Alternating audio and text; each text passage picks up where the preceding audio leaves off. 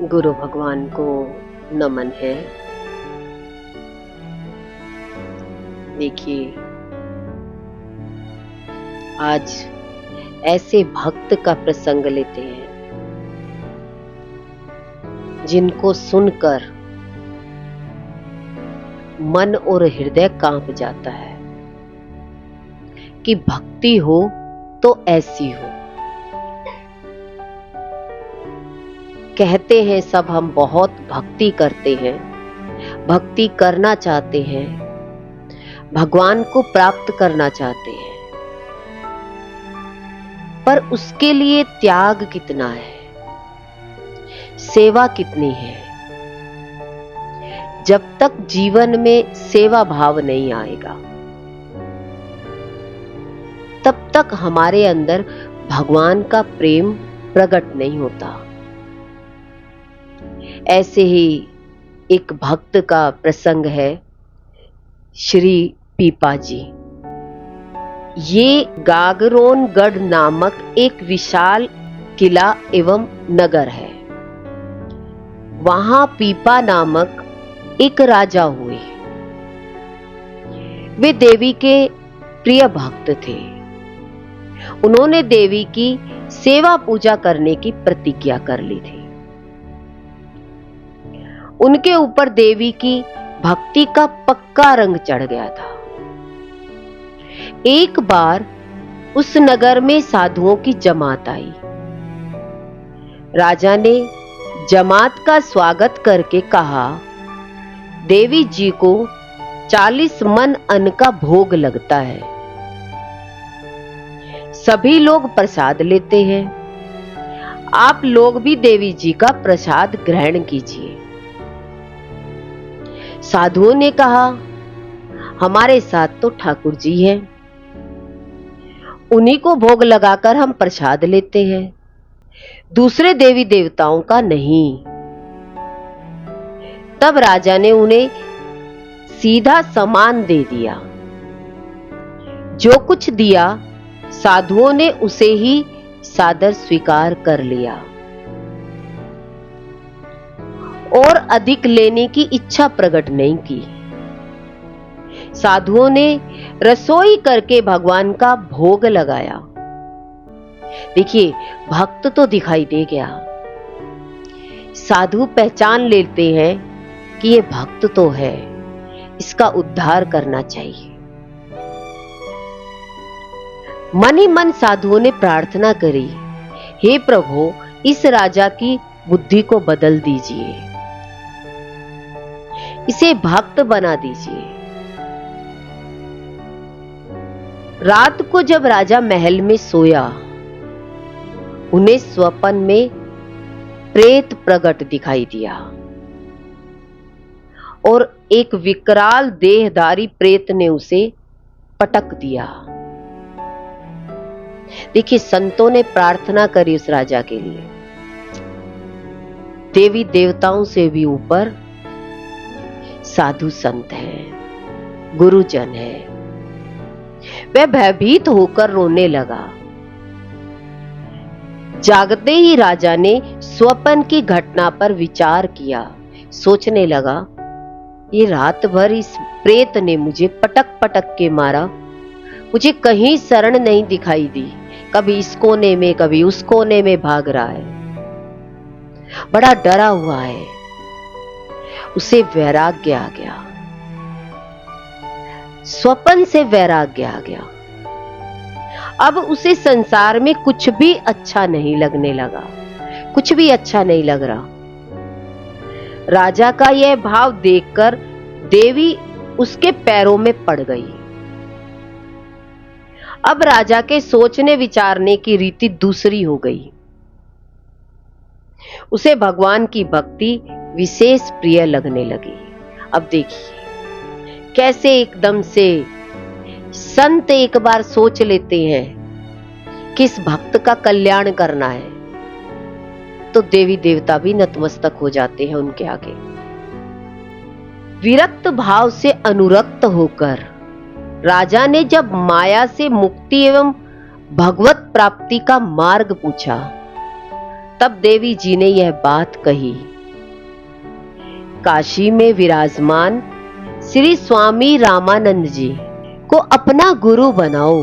देखिए, बिना गुरु के मुक्ति नहीं है, और उनके बताए हुए मार्ग पर चलना। देखिए, देवी मां बता रही है, तब आपको भगवान प्राप्त होंगे। देवी जी की आज्ञा पाकर राजा ने काशी को प्रस्थान किया।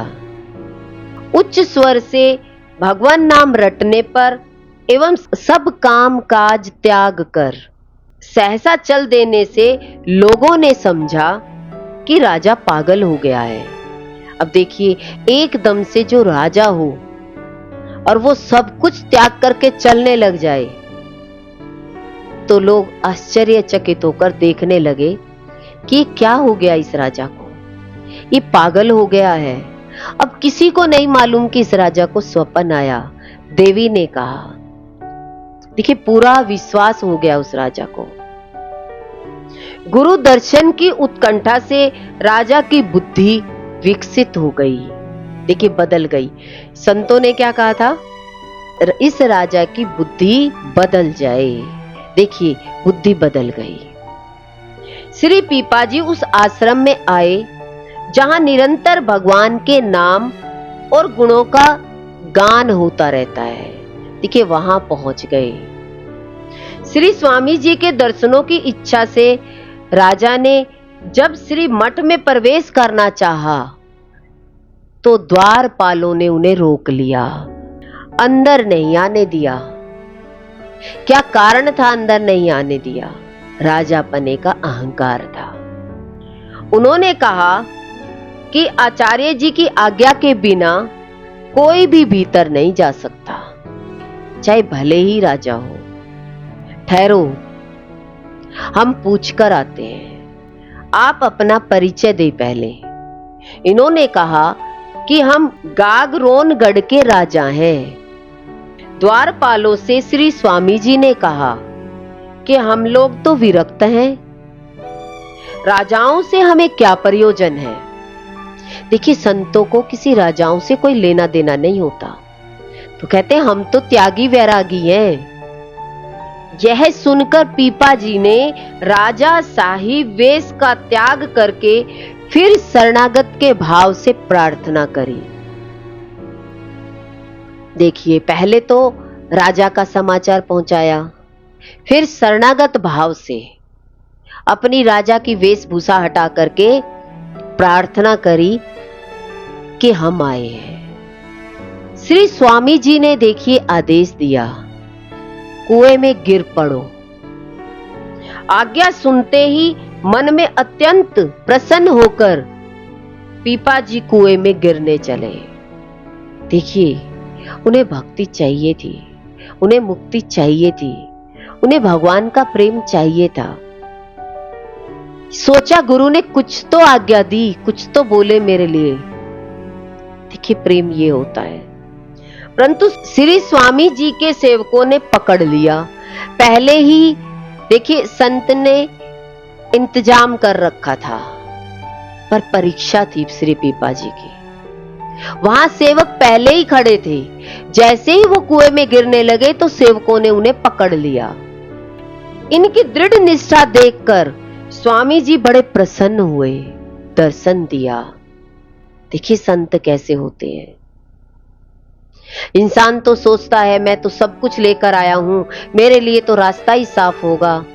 देखिए, भगवान के लिए इतना दृढ़ निश्चय चाहिए जैसे पीपा जी का था। श्री पीपा जी को नव जीवन प्राप्त हुआ। आचार्य श्री स्वामी जी रामानंदाचार्य जी ने भक्त पीपा को मंत्र दीक्षा दी और अपना शिष्य बनाया और उनके ऊपर विशेष कृपा करी। देखिए, आशीर्वाद तो उसी दिन मिल गया था, पहले ही दिन, कि इनकी बुद्धि बदल जाए।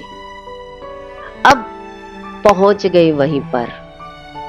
गुरुदेव के अनुग्रह से श्री पीपा जी ने भगवत भक्ति को दृढ़ता पूर्वक अपने हृदय में धारण किया। श्री स्वामी जी ने इन्हें आज्ञा दी थी कि अब तुम अपनी राजधानी गागरोनगढ़ को जाओ, अब चले जाओ और वही घर में रहकर साधु संतों की सेवा करो। वापस भेज दिया मंत्र दीक्षा देकर के। 1 वर्ष बीतने पर जब हम तुम्हारी सेवा को सरस जानेंगे, देखिए 1 साल तक तुम साधु संतों की सेवा करना, अगर तुम्हारी ये सेवा सफल हो गई तो फिर हम देख लेंगे। तुम संतों की सेवा में सुख मानते हो और तुम्हारी सेवा से सुखी होकर संत तुम्हारे यहां से विदा होते हैं, तब हम तुम्हारे घर को आवेंगे। 1 साल तक साधु संतों की सेवा करो, फिर हम आपके घर पधारेंगे, वही हमारा दर्शन करना, हम आएंगे। श्री स्वामी जी की ऐसी आज्ञा पाकर श्री पीपाजी घर को लौट आए और बड़ी सुंदर रीति से संत सेवा करने लगे। देखिए साधुओं में इनका अपार प्रेम था। जब 1 वर्ष पूरा होने लगा तब उन्होंने गुरुदेव भगवान को एक पत्र में लिखकर भेजा। देखिए 1 वर्ष का इंतजार था, निरंतर साधु संतों की सेवा में लगे रहे। फिर एक पत्र भेजा। श्री स्वामी जी ने अपने प्रिय 40 भक्तों को साथ लेकर गागरोनगढ़ को चले। श्री पीपा जी की दृढ़ निष्ठा से श्री स्वामी जी अत्यंत प्रसन्न हुए। देखिए आचार्य श्री रामानंद जी महाराज, कबीरदास, रैदास आदि अपने शिष्य सेवकों को साथ लेकर गागरोनगढ़ के निकट पहुंचे।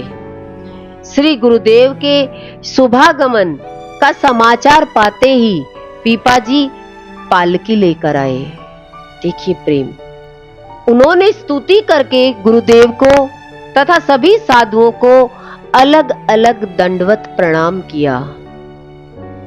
उत्साह पूर्वक बहुत सा धन न्योछावर करके लुटा करके समस्त समाज को अपने राजभवन में पधराया। देखिए कैसा प्रेम होता है भक्त का। श्री पीपा जी ने उस समाज की जैसी सेवा की, नाना प्रकार के मेवा पकवानों के जैसे भोगराग अर्पण किए, उसका वर्णन करना सरस्वती जी के भी वश की बात नहीं है। देखिए इतना सम्मान किया गुरु का। गुरुदेव भगवान एवं दिव्य सिद्ध संत समाज की सेवा का जो शुभ अवसर मिला, इनके इस भाग्य का वर्णन कौन कर सकता है। श्री स्वामी जी ने पीपा जी की भक्त भगवंत में दृढ़ भक्ति तथा सेवा की सुंदर रीति देखकर उनसे कहा कि तुम्हारी इच्छा हो तो घर पर रहकर सेवा करो अथवा विरक्त होकर भजन करो। देखिए आशीर्वाद दे दिया। अब तुम्हारे ऊपर है, यहीं रहकर साधु संतों की सेवा कर सकते हो या विरक्त होकर भजन कर सकते हो। कब दिया ये आशीर्वाद? जब 1 वर्ष देख लिया कि हाँ ये साधु संतों की सेवा के लिए तैयार है।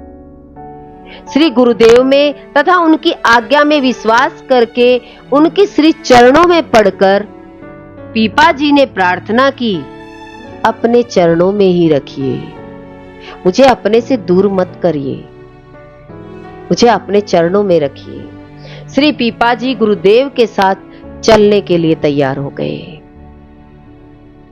श्री पीपा जी जब घर छोड़कर स्वामी जी के साथ चलने को तैयार हुए, तब उनकी सभी 20 रानियां भी उनके साथ चलने के लिए तैयार हो गई। श्री पीपा जी ने उन्हें बहुत समझाया कि वन में अनेक कष्ट उठाने पड़ेंगे, तुम कैसे रहोगी। उन्हें अनेक प्रकार से डराया धमकाया, परंतु उन्होंने उनकी एक भी बात नहीं मानी। कहने लगी हमें तो आपके साथ ही जाना है, साथ चलने की ही इच्छा करने लगी। तब पीपा जी ने कहा यदि तुम सबको मेरे साथ ही चलना है, यहां रहना अच्छा नहीं लगता है, तो कमरी को फाड़कर उसकी अल्फी पहन लो और मूल्यवान वस्त्र सारे गहने उतारकर फेंक दो। ऐसा त्याग वे नहीं कर सकी। इतना त्याग कहां होता है। सभी रोने लगी। परंतु उनमें से जो सबसे छोटी रानी सीता सहचरी जी थी, वे इनके साथ जाने के लिए तैयार हो गई। उन्होंने अल्फी गले में डाल ली, सभी आभूषण उतार दिए। साधु वेश धारण करने में उन्हें लज्जा नहीं आई।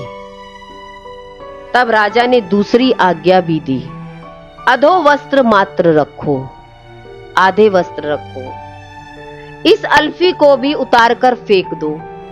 देखिए क्या कहा, क्या कह रहे थे कि अगर साथ जाएगी तो मेरा भजन कीर्तन नहीं हो पाएगा, इसलिए बार बार कठिन से कठिन तपस्या दी जा रही है, ऐसा करना होगा, ऐसा करना होगा। पर सीता सहचरी जाने के लिए तैयार है। सुनते ही सीता सहचरी अल्फी उतार कर फेंकने लगी। यह देखकर श्री स्वामी जी को दया आ गई। उन्होंने श्री पीपा जी को आज्ञा दे दी कि इनको साथ में ही रखो, परंतु श्री पीपा जी को रानी साथ में रखना अच्छा नहीं लगता था कि मैं गुरुदेव की आज्ञा से कैसे भजन कीर्तन कर पाऊंगा अगर ये मेरे साथ चली तो।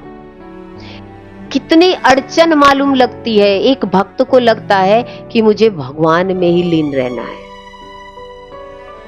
श्री स्वामी जी के अधिक आग्रह करने पर श्री पीपा जी ने उनसे बार बार यह प्रार्थना की कि मेरा इसमें बिल्कुल प्रेम नहीं है, इसे मैं अपने साथ नहीं ले जाना चाहता हूं।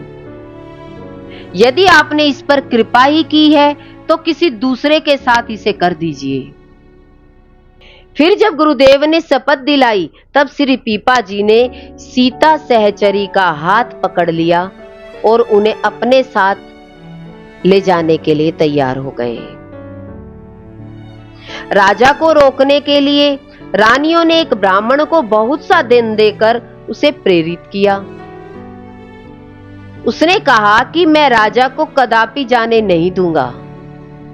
देखिए, श्री पीपा जी के समझाने पर भी उसने अपना हट नहीं छोड़ा, ये भी रुकने को तैयार नहीं हुए।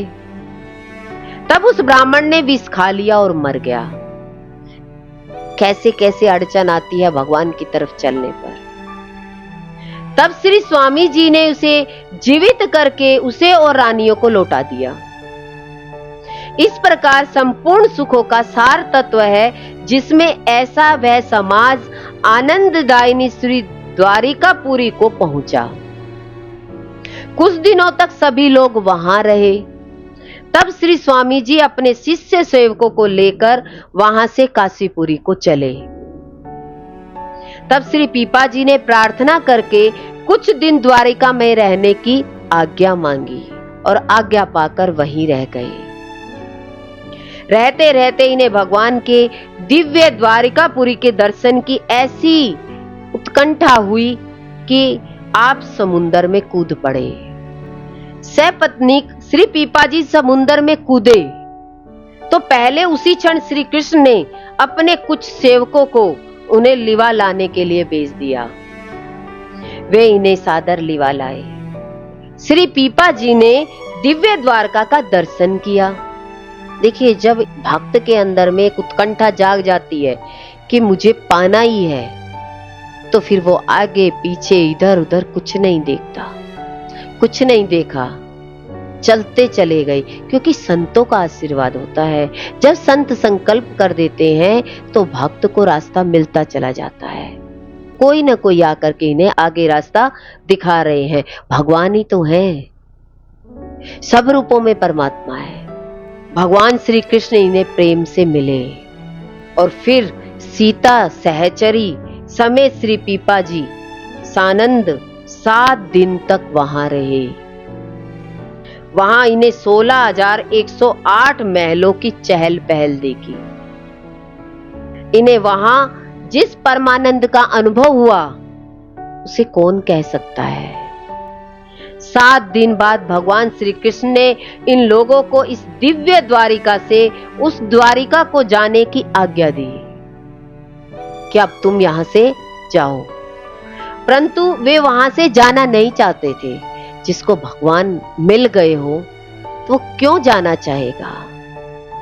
तब श्री श्याम सुंदर ने बड़े प्रेम से कहा, मेरे जिस रूप के दर्शन तुमने किए हैं, उसी में मन को दिए हुए तथा उसी रूप माधुरी का पान किए हुए वहां जाकर भी उसे ही देखो। जो मैंने तुम्हें यहाँ दर्शन कराए हैं, तो वहां जाकर के इसी के दर्शन करते रहना। देखते रहोगे, अतः विरह व्यथा न व्यापेगी, आपको दुख नहीं लगेगा। यदि तुम लोग नहीं जाओगे तो संसार में ऐसे भक्त डूब गए, वह जो कलंक लग गया है वह कैसे मिटेगा? अगर तुम नहीं गए तो समाज के लोग कहेंगे कि ऐसे भी भक्त क्या हुए जो समुद्र में कूद गए और भगवान ने रक्षा भी नहीं करी। तुम बाहर निकल करके जाओ, समाज को दिखाओ, पर ये दर्शन तो तुम्हें हो गए हैं, पर नहीं तो मेरे ऊपर कलंक लग जाएगा, कोई भक्त नहीं बनेगा। आप यहां से जाइए और लोगों की शंका, कलंक और अज्ञान को मिटाइए। देखिए, संत गुरुजन जब धरती पर आते हैं तो हमारा अज्ञान मिटाने के लिए आते हैं, हमारा तमोगुण मिटाने के लिए आते हैं। हमारे शरीर के अंदर में शरीर भान जो होता है वो तमोगुण का ही संस्कार होता है, तमोगुण होता है, और उस तमोगुण को हटाने के लिए ही गुरु हमारे जीवन में आते हैं, संत हमारे जीवन में आते हैं, जो हमारे इस शरीर का आवरण हट जाए। इसके पश्चात भगवान के द्वारा दी गई शंख चक्र की छाप को विरह व्यथा से व्याकुल आपने भगवान की आज्ञा को स्वीकार किया। आप जो कह रहे हैं ठीक कह रहे हैं। भगवान सदा भक्तों की भक्ति के अधीन है। किसके अधीन है? भक्ति के। अब हम देखें कि हमारे जीवन में भक्ति कितनी है। भगवान भगवान तो सब कहते हैं, पर भगवान की भक्ति कितने करते हैं? जीवन में भगवान के लिए समय कितना निकाला है, कितनी भक्ति करते हैं। देखिए, उनके जीवन में तो भक्ति ही भक्ति है। अतः आप स्वयं भक्तवर श्री पीपा और सीता सहचरी को पहुंचाने के लिए चले। देखिए, भगवान उन्हें साथ आए हैं, उनको बाहर निकालने के लिए। समुद्र के बाहर तक पहुंचाकर लौट आए। जैसे जल के बिना मछली व्याकुल हो जाती है, उसी प्रकार भक्त विरह में भगवान व्याकुल हो गए। श्री पीपाजी समुद्र से निकलकर तट पर आए तो लोगों ने एक विचित्र बात देखी। विचित्र तो है ही, जो समुद्र में कूद गए, किसको लगेगा कि भगवान इसके अंदर है? जो गया है उसी ने ही भगवान का दर्शन किया है। उन दोनों के वस्त्र सूखे हैं, पानी से निकलकर आए हैं और वस्त्र सूखे हैं, परंतु हृदय प्रेम से सरोबार है। जिन लोगों ने समुद्र में कूदते हुए उन्हें देखा, उन्होंने पहचान लिया और सभी लोग आकर उन दोनों के पैरों में लिपट गए। ऐसा कैसे हो सकता है? तो आश्चर्यचकित लग रहा है सबको। श्री पीपाजी ने भगवान की दी हुई शंख चक्र की छाप लोगों के शरीर पर लगाई और महत्व बताया। पुजारियों को छाप देकर कहा, आप सभी द्वारिका आने वाले को छाप देकर कृतार्थ करें, उनके पाप दूर करें, यह भगवान की आज्ञा है। द्वारिका में उनके दर्शन के लिए नित्य भारी भीड़ हो गई। तब सीता सहचरी ने श्री पीपा जी को समझा करके कहा कि अब यहां से कहीं और चलो, यहां तो बहुत भीड़ होने लगी है, यहां भजन में बाधा हो रही है। देखिए, भीड़ में इन्हें बाधा लग रही है। दोनों द्वारिका नगरी से चले गए। छठे मुकाम पर पहुंचते ही इन्हें पठान मुसलमान मिल गए। उन्होंने सीता सहचरी को छीन लिया। उसी समय भगवान दौड़कर आ गए और दुष्टों को मारकर सीता सहचरी को ले आए। देखिए, भगवान पग पग पर रक्षा करता है। कुछ नहीं है साधन, भगवान की भक्ति में चले जा रहे हैं। भगवान पर कितना विश्वास है। लोग कहते हैं हमें भगवान पर पूरा विश्वास है। विश्वास हो तो भजन कीर्तन में लग जाए। इस प्रकार इनकी रक्षा करके और दर्शन देकर प्रभु ने इन्हें आनंदित किया। बार बार भगवान कोई कारण बनता है तो भक्त के सामने आकर प्रकट हो जाते हैं। श्री पीपा जी ने सीता सहचरी जी से कहा, देखो यहाँ कैसे कैसे संकट आते हैं, आगे भी आते ही रहेंगे, अतः अच्छा होगा कि अब भी तुम घर को चली जाओ। श्री सीता सहचरी ने उत्तर दिया, भगवान हरि ही भय को हरने वाले हैं, रक्षक हैं, यह मैंने नहीं जान पाया, अथवा मेरे हृदय में दृढ़ विश्वास भाव अभी तक नहीं आया है, इसलिए आप ऐसी बात कहते हैं। यह सुनकर श्री पीपा जी ने कहा, मैं तुम्हारी परीक्षा ले रहा था, इसी से ऐसी बात कही। यदि तुम्हारा भाव दृढ़ न होता तो भगवान आकर रक्षा कैसे करते। मैं तुम्हारी बलवती निष्ठा को जानता हूं, तुम्हारे द्वारा सबको शिक्षाएं प्राप्त हो रही है। दृढ़ विश्वास की तुम्हारी बातें कानों से सुनकर मुझे अत्यंत सुख हुआ है।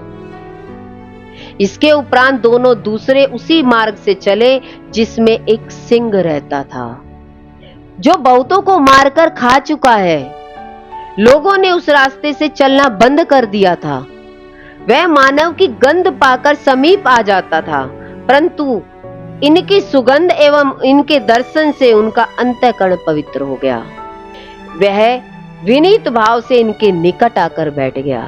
देखिए, भगवान का प्रेम शेर जैसा हिंसक जीव का अंतःकरण साफ हो गया और उनके नजदीक आकर बैठ गया।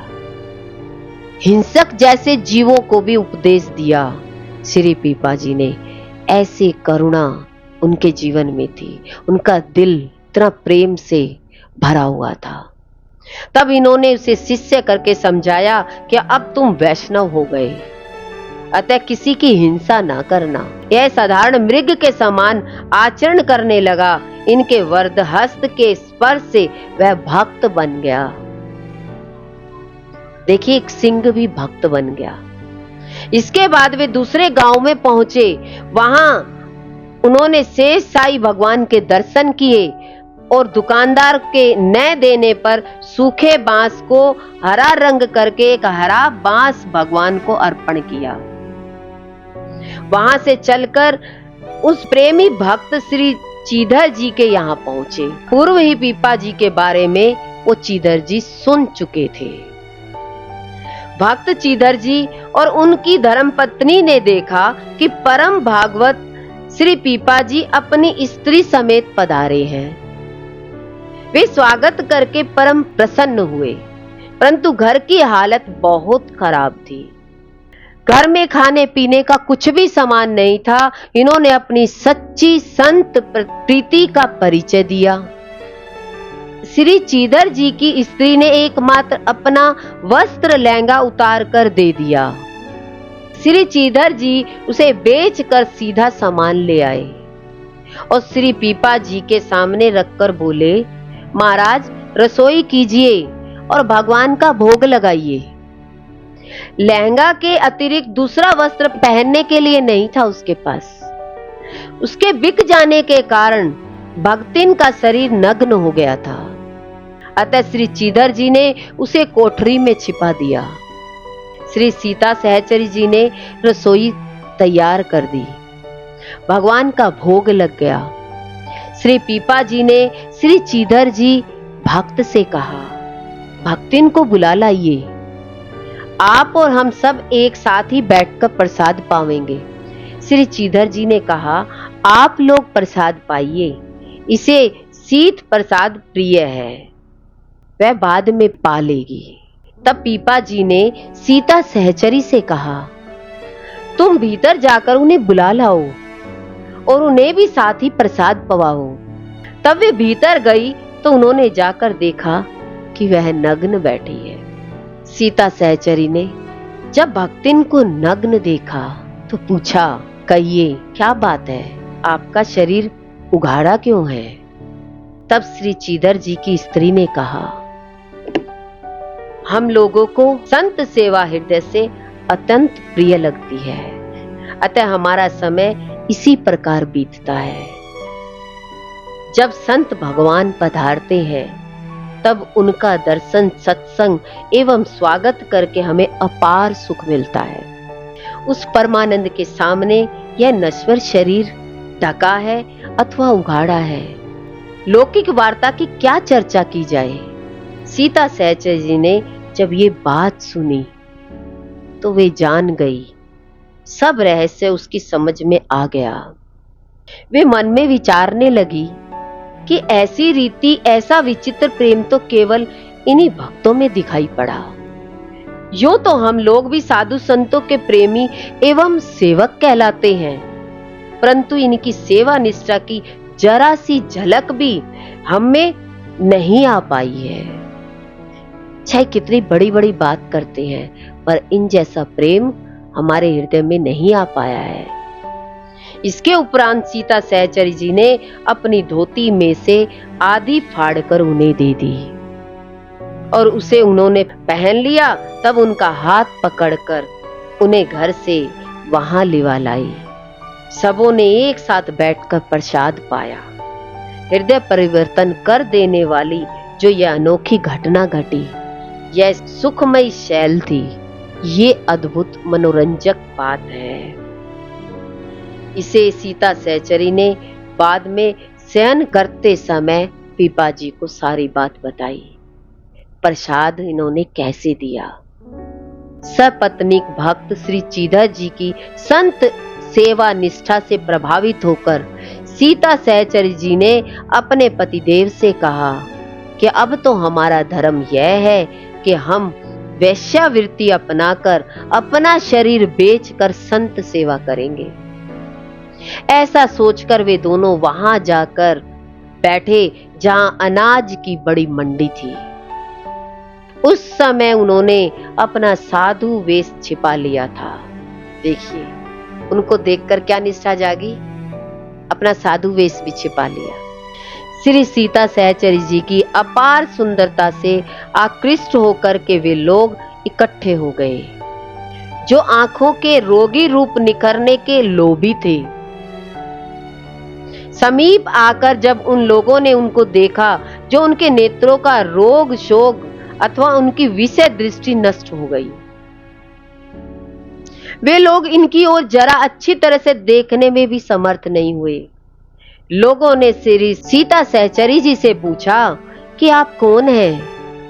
आपके साथ ये सज्जन आपके कौन हैं? उन्होंने उत्तर दिया, हम वैश्या हैं। हमारे घर द्वार कुछ भी नहीं है और हमारे साथ में यह हमारा भंडुआ है। यह सुनकर वे सब स्तब्ध खड़े के खड़े रह गए। उनके तन मन गतिहीन हो गए।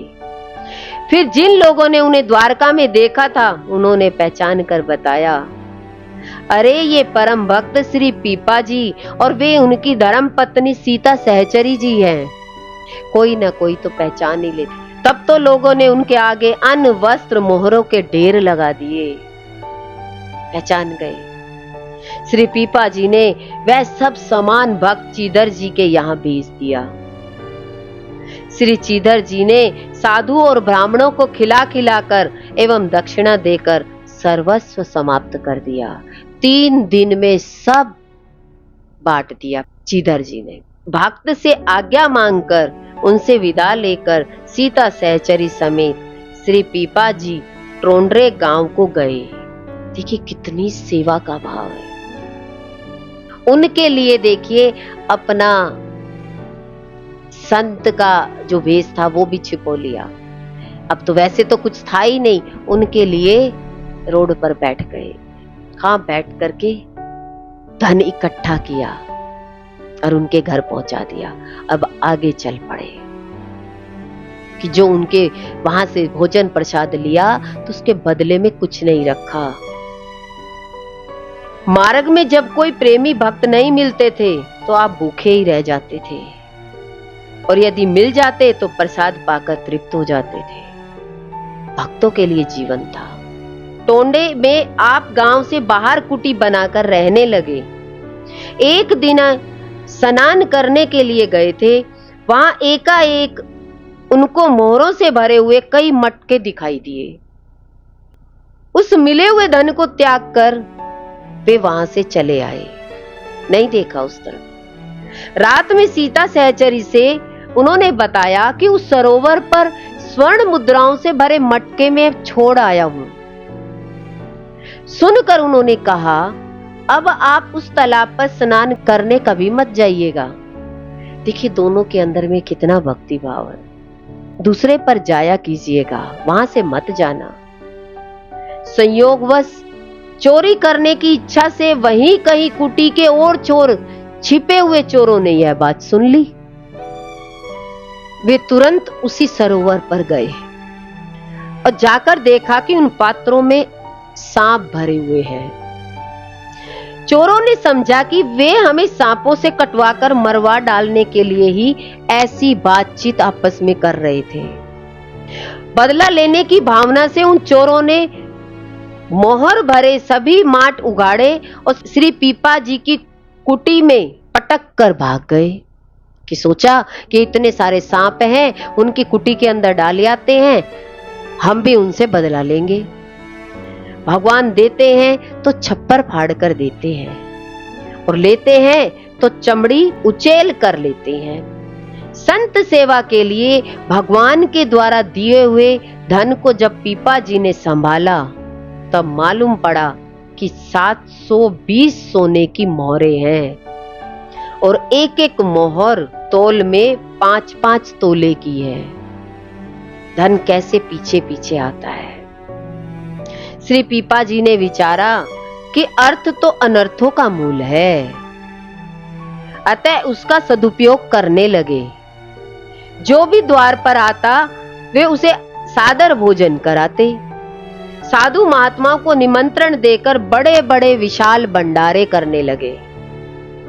असंख्य संत प्रसाद पाने लगे।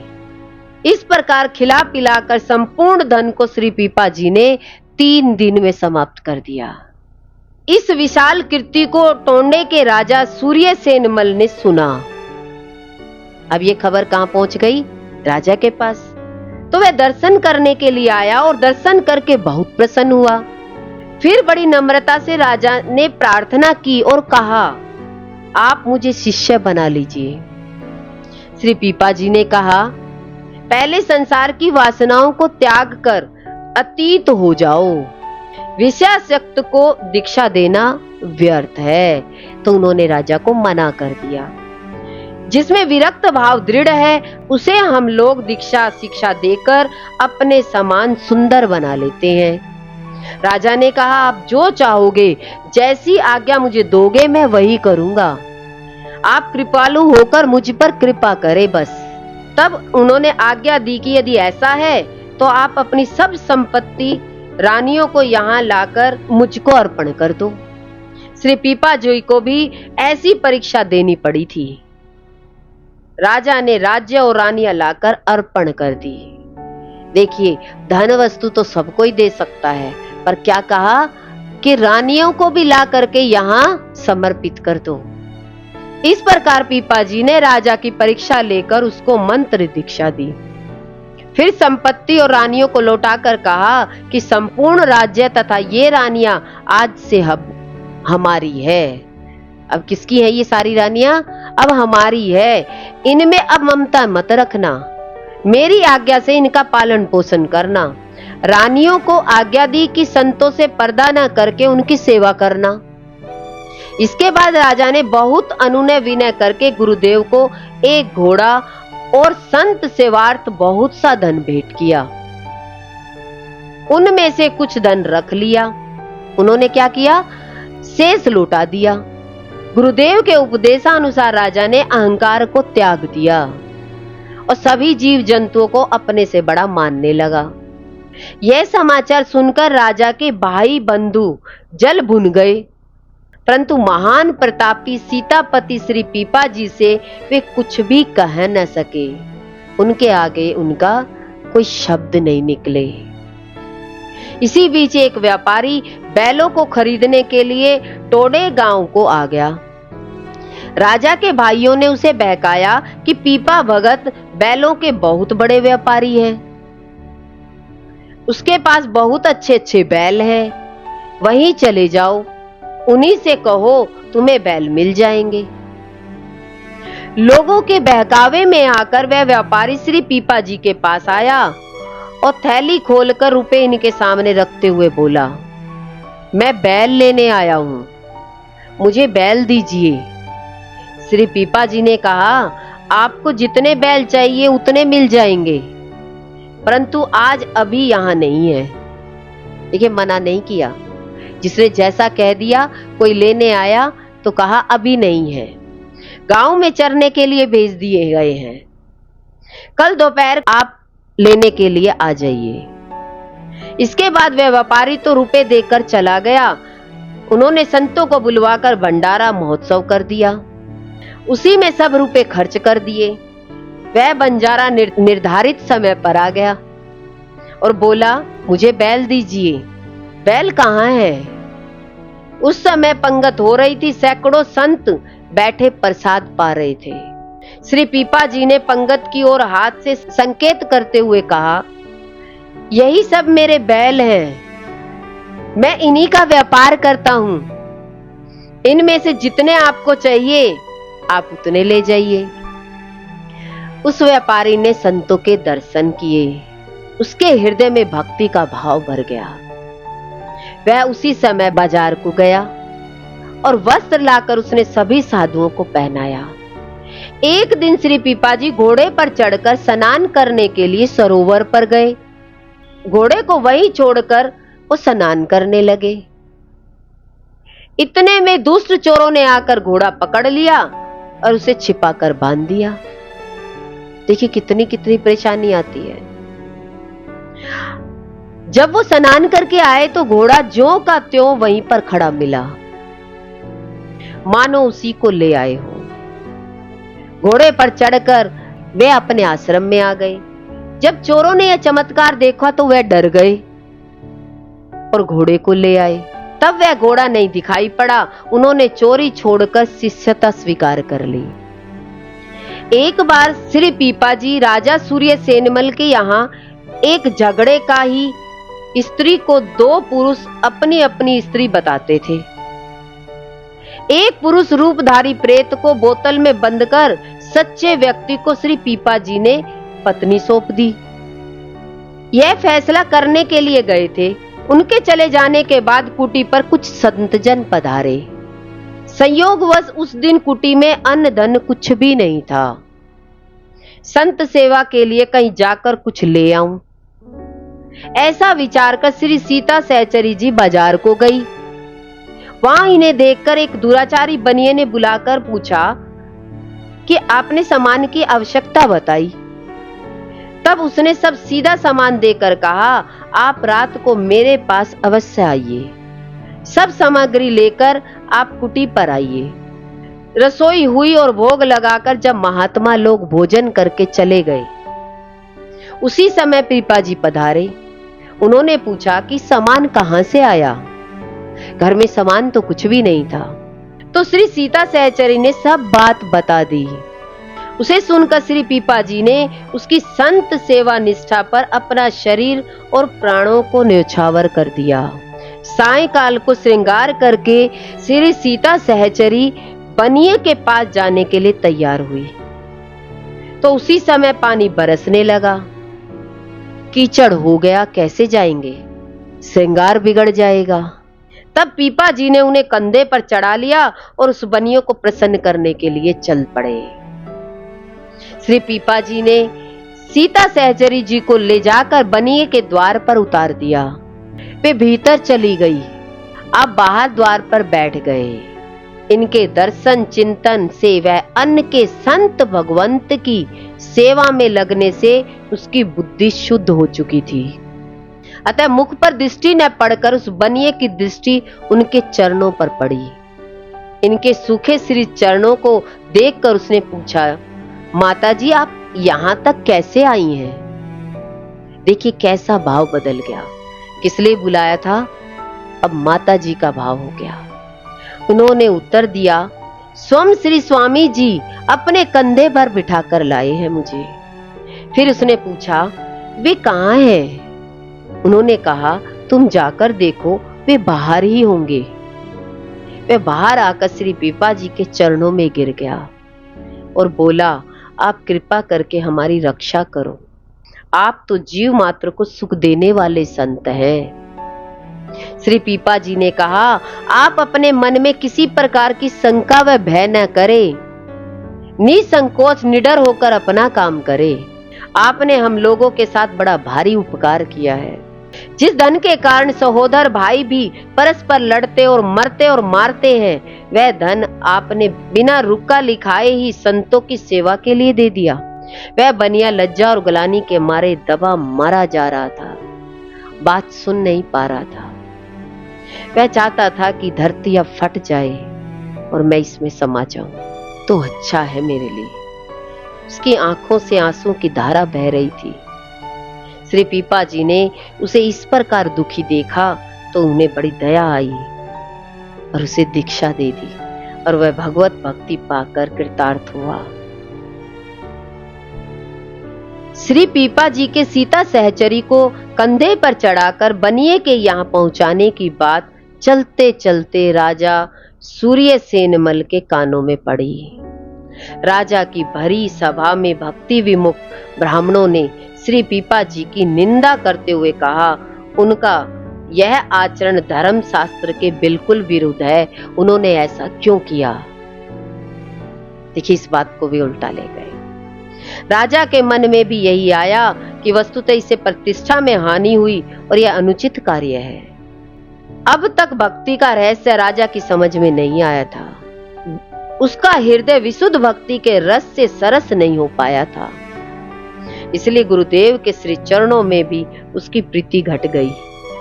यह जानकर समर्थ श्री पीपा जी उसे समझाने एवं उसके हृदय में भक्ति सुस्थिर करने चले गए। देखिए, दीक्षा ली हुई थी, उनके घर चले गए। राजद्वार पर पहुंचकर द्वारपालों के द्वारा अपने आगमन की सूचना भेजी।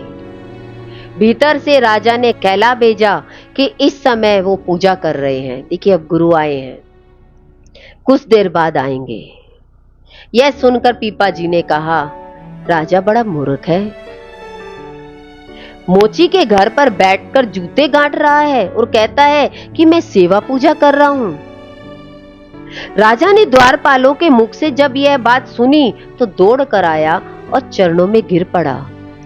पुनः पीपा जी ने कहा, मैं यहां खड़ा रहूं और तुम मोची के घर जाकर जूता गांठो, यह कौन सा न्याय है? भाई, गुरु तो यहां खड़े हैं। उस राजा के महल में एक अत्यंत रूपवती परंतु बंध्या रानी थी। उस राजा के महल में एक रूपवती रानी थी और पर बंध्या थी, बांझ थी। उसमें राजा की विशेष आसक्ति जानकर श्री पीपा जी ने कहा, तुम शीघ्र उस रानी को मेरे पास ले आओ। राजा महल की ओर चला, परंतु उसे बड़ा शोक और संकोच हो रहा था कि मैं रानी को कैसे ले आऊं। अब पहली बात तो वो सुनी और अब दूसरी बात, अब रानी को ले आओ, तो अब सोच रहा है, संकोच कर रहा है कि मैं कैसे कह दूं। चलते समय उसके पैर डगमगा रहे थे। रनिवास में घुसते ही उन्हें भयंकर सिंह दिखाई दिया। उसे देखकर राजा डर गया और वहीं खड़ा हो गया। पीछे लौटने में बुराई और आगे जाने का साहस नहीं कर पाया। फिर वह सिंह गायब हो गया। अब देखिए कैसे कैसे दृष्टांत हो रहे हैं। राजा किसी प्रकार रानी के पास पहुंचा तो उसके पास अभी का जन्मा हुआ एक बालक दिखाई पड़ा। अब राजा की समझ में आया कि गुरुदेव भगवान में कितनी सामर्थ्य है। वही पृथ्वी पर साष्टांग दंडवत प्रणाम करके राजा ने स्तुति की, हे प्रभु, हम आपकी माया को नहीं जान सकते हैं। आपके सिंह एवं शिशु दोनों ही रूप वंदनीय हैं। राजा की प्रार्थना से प्रसन्न होकर निज स्वरूप से श्री पीपा जी वहीं प्रकट हो गए और फटकारते हुए बोले, कहो वह पहले वाला रंग कहां गया तुम्हारा, जब तुमने लोक लज्जा और मोह का त्याग करके सारा राज्य और रानियां मुझे अर्पण की थी और मेरे शिष्य हुए थे, वो प्रेम तुम्हारा कहां गया? अब जब राजा का अंतःकरण पवित्र हो गया, तब श्री पीपा जी ने उसे अनन्य भक्ति का उपदेश दिया। वह राजा के हृदय में प्रविष्ट हो गया और राजा ने सम्यक प्रकार से धारण कर लिया। उसने वही पहले वाला अपना प्रण, जिसे कि शिष्य होते हुए अपनाया था, फिर से धारण कर लिया। गुरु, संत और भगवंत को एक रूप मान लिया। गुरु ही भगवान होते हैं। श्री पीपा जी अपने आश्रम लौट आए। एक साधु रूपधारी दुराचारी श्री पीपा जी के पास आकर बोला, आप अपनी स्त्री को मुझे एक रात के लिए दे दो। उन्होंने कहा, ले जाओ। उसने सीता सहचरी जी से कहा, आप मेरे संग दौड़कर चलो। आज्ञा के अनुसार ये उसके साथ दौड़ती हुई चलने लगी, परंतु दौड़ते दौड़ते सारी रात बीत गई, फिर भी उसका घर नहीं आया। प्रातःकाल हो गया। ये बैठ गई और बोली कि अब मैं आपके साथ एक पग भी नहीं चल सकती हूँ, क्योंकि मेरे स्वामी जी की यह आज्ञा थी कि इनके साथ एक रात रहना है। सो वह रात बीत गई। उसने सोचा कि थक गई है, अतः पालकी या गाड़ी ले आऊं, उसमें बिठाकर ले चलूंगा। वह गांव में गया तो घर घर में सीता सहचरी के दर्शन हुए। तब उसकी आंखें खुली, वहीं आकर बोली, माता जी चलो, आपको स्वामी जी के पास पहुंचा आवे। आश्रम में आकर वह श्री पीपा जी के और श्री सीता सहचरी जी के पैरों में गिर पड़ा। उसके मन में काम वासना दूर हो गई और संत भगवंत की भक्ति में दृढ़ भाव हो गया। एक बार 4 कामी कुटिल दुष्टों ने सुंदर माला, तिलक आदि धारण कर लिया और श्री पीपा जी के निकट आकर बड़ी नम्रता से बोले, आप सच्चे संत सेवी है, आज अपनी स्त्री हमें दे दीजिए। श्री स्वामी जी की आज्ञा अनुसार सीता सहचरी श्रृंगार करके कोठे में जा बैठी। श्री पीपा जी ने उन्हें काम भाव से व्याकुल होकर प्रतीक्षा करते हुए देखा तो कहा, आप लोग कोठे में जाइए। जैसे ही ये लोग कोठे के द्वार पर गए, वैसे ही सिंगनी इन सब के ऊपर उन्हें फाड़ डालने के लिए झपटी, परंतु उसने साधु वेश जानकर फाड़ा नहीं। वे चारों भयभीत होकर भागे और श्री पीपा जी से नाराज होकर बोले, तुमने तो वहां हम लोगों को मरवाने के लिए सिंगनी बैठा रखी है। तुम साधु नहीं दुष्ट मालूम पड़ते हो। हंसकर उन्होंने कहा, आप लोग अपने हृदय की कुत्सित भावनाओं को देखिए। अनधिकार भोग भावना ही सिंघनी है, वह तुम्हें छोड़ नहीं सकती है। सद्भाव से पुनः जाकर देखिए। उन लोगों ने फिर जाकर देखा तो सीता सहचरी जी विराजमान है।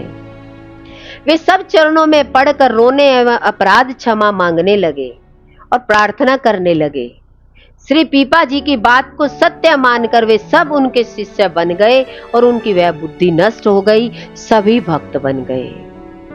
देखिए, पीपा जी का जो प्रसंग सुनकर के ऐसी भक्ति प्रकट होती है, तभी जाकर के हृदय में भगवान प्रकट होते हैं। सब कुछ अंतः करने की सफाई है और वो बिना संतों के, बिना गुरु के ये अंतःकरण हमारा साफ नहीं हो सकता। सारा जीवन साधु संतों की सेवा में निकाल दिया और हर जगह भगवान के दर्शन हुए। जहां संतों की सेवा करी वहीं भगवान प्रकट हो गए। तो भगवान कहां प्रकट है? साधु संतों में, गुरुजनों में। अपनी ही सारी कामना और वासना प्रकट होती है और धीरे धीरे कहते हैं ये सारी काम वासना जब नष्ट हो जाती है तो सही मायने में अंतःकरण में गुरु प्रकट हो जाते हैं, भगवान प्रकट हो जाते हैं, प्रेम प्रकट हो जाता है। ऐसे ही हम सबका प्रेम भगवान के प्रति, संतों के प्रति, गुरुजनों के प्रति होना चाहिए। भक्ति होनी चाहिए जीवन में। भक्ति की प्रकाष्ठा है। भक्ति पर तो व्यक्ति जोर नहीं लगाता, शब्दों पर जोर लगाता है। और जीवन में अपने शरीर को भक्त बना दे तो कहते हैं हृदय में ही भगवान प्रकट हो जाते हैं। गुरु भगवान के अनंत अनंत शुक्राने हैं।